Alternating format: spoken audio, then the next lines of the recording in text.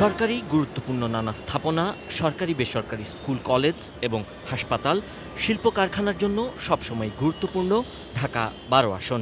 ফার্মগেট, শিল্পাঞ্চল, তেজগাঁ, রয়েছে দৃষ্টিনন্দন হাতিরঝিল, শেরেবাংলানগর ও রমনার একাংশ নিয়ে এই আসন। পরিসংখ্যান বলছে ৯১-এর পর থেকে সবকটি নির্বাচনে এই আসনের বিজয়ী প্রার্থীরা জাতীয়ভাবে পরিচিত হয়েছেন, আলোচিত হয়েছেন সমালোচিত।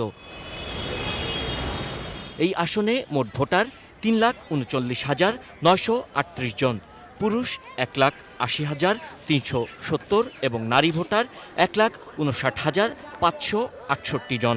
এই আসনে এবার নৌকার মাঝি বিগত ২ টার্মের স্বরাষ্ট্র প্রতিমন্ত্রী ও পরে স্বরাষ্ট্রমন্ত্রী আসাদুজ্জামান খান কামাল। তাই তার আসনে উন্নয়ন হয়েছে অতীতের তুলনায় বেশি। তবে এই আসনে অনেকটাই অবহেলিত তেজগাঁ শিল্পাঞ্চল এলাকার বাসিন্দারা। বৃষ্টি আসলে পানি এক হাঁটু করে বাজে, ১০ টাকা রিক্সা ভাড়া ৩০ টাকা দিতে হয়, তারপরে যাইতে চায় না। লাকালপাড়া দরিয়া একবারে নাবিস্কু মতো আপনার রাস্তাঘাট খারাপ। এই আসনে নৌকায় আসাদুজ্জামান খান কামাল আর গণসংহতির জুনায়েদ সাকির কোদালের প্রচার থাকলেও নেই ধানের শীষের প্রচার।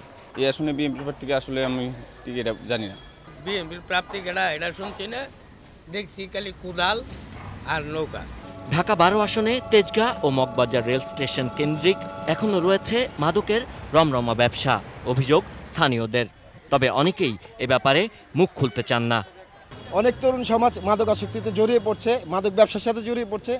আমি মনে করি একজন স্বরাষ্ট্রমন্ত্রীর এলাকা হিসেবে ওনার এই দিকে বিশেষভাবে নজর দেওয়া উচিত। পুলিশে চার্জ দিতে এর লেগে হেরা ব্যবসা করে, এরা এডিএনে বেচে দিকেই আমগো এলাকার পোলাবাইন অর্ধেক অংশ খারাপ হয়ে যেতেছে, বিশেষ করে আমরাও খারাপ হয়ে যেতেছি।